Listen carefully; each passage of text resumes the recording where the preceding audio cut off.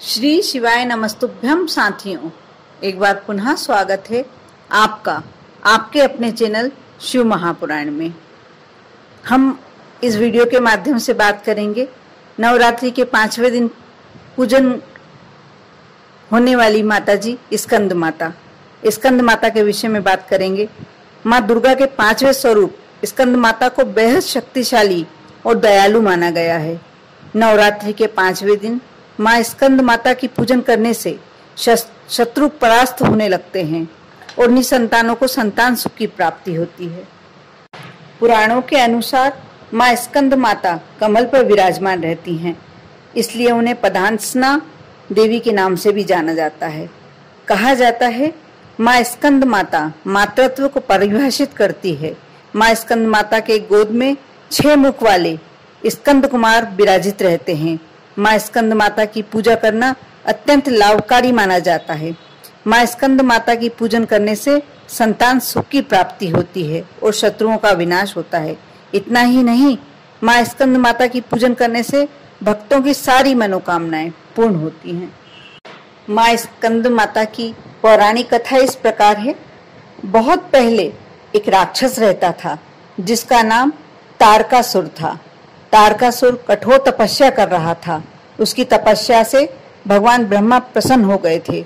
वरदान में तारकासुर ने अमर होने की इच्छा रखी। यह सुनकर भगवान ब्रह्मा ने उन्हें बताया कि धरती पर कोई अमर नहीं हो सकता। तारकासुर निराश हो गया।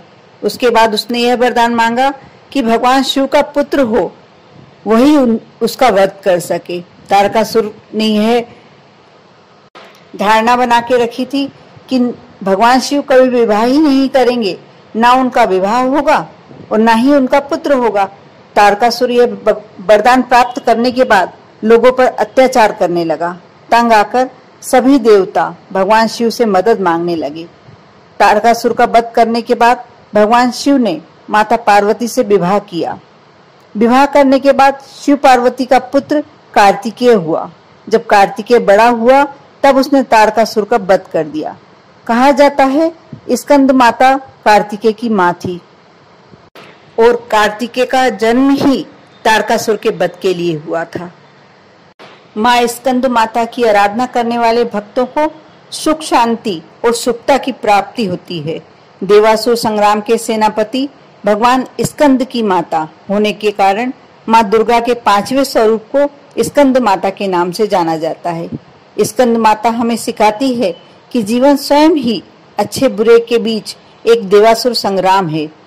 वह हम स्वयं अपने सेनापति हैं। हमें सैन्य संचालन की शक्ति मिलती रहे, इसलिए स्कंद माता की पूजन हमें अवश्य करनी चाहिए। इस दिन जो भी भक्त विशुद्ध चक्र में यदि अपने मन को धारण करते हैं तो उनका ध्यान एकाग्रचित होता है।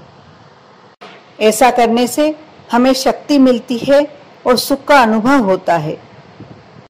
पहाड़ों पर रहकर सांसारिक जीवों में नव चेतना का निर्माण करने वाली स्कंद माता नवरात्रि में 5वें दिन पूजी जाती है। इस देवी की पूजा अर्चना करने से हमारे जीवन में शांति स्थापित होती है। कहते हैं इनकी कृपा से मूढ़ भी ज्ञानी हो जाता है। स्कंद कुमार कार्तिकेय की माता के कारण इन्हें स्कंदा नाम दिया गया है और इनके विग्रह में भगवान स्कंद बाल रूप में इनकी गोद में विराजित होते हैं। इस देवी की 4 भुजाएं हैं। ये दाईं तरफ की ऊपर वाली भुजा से स्कंद को गोद में पकड़े हुए है। नीचे वाली भुजा में कमल का पुष्प है। बाईं तरफ ऊपर वाली भुजा में वरद मुद्रा में है। ये नीचे वाली भुजा में कमल पुष्प है। इनका वर्ण एकदम शुभ्र है। ये कमल के आसन पर विराजित हैं, इसलिए इन्हें पदासना भी कहा जाता है।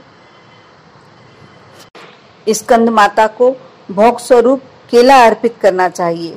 माँ को पीली वस्तुएं अति प्रिय होती हैं, इसलिए केसर डालकर खीर बनाएं और उसका भी भोग आप लगा सकते हैं। जो भक्त देवी स्कंद माता का भक्ति भाव से पूजन करते हैं उसे देवी की कृपा प्राप्ति होती है। देवी की कृपा से भक्त सारी अपनी मुरादें पूरी करके और घर में सुख शांति और समृद्धि पाते हैं। हमें स्कंद माता को प्रसन्न करने के लिए उनकी पूजन में धनुष बाण अर्पित करने चाहिए। इन्हें सुहाग का सामान भी अर्पित करना बहुत ही ज़्यादा विशेष महत्व रखता है। इनकी पूजन से महिलाओं को सौभाग्य और संतान की प्राप्ति होती है। इनकी पूजन करने के लिए आप सबसे पहले स्नान करें और स्वच्छ वस्त्र धारण करें। पूजा स्थान में चौकी पर स्कंद माता की तस्वीर या प्रतिमा स्थापित करें। प्रतिमा का गंगा जल से शुद्धिकरण करें। अब एक कलश में पानी लेकर उसमें कुछ सिक्के डालें और उसे चौकी पर रखें। इसके बाद स्कंद माता को रोली और कुमकुम चढ़ाएं और नैवेद्य अर्पित करें। माँ की आरती उतारें। आरती के बाद जो प्रसाद हमने भोग लगाया है वह सभी को बांटें। इस तरह आप भी यदि श्वेत कपड़े पहनकर माँ को केले का भोग लगाते हैं तो माँ निरोगी काया का वरदान देती हैं। इनकी पूजन करने से बुध ग्रह से संबंधित सारे दोष दूर होते हैं।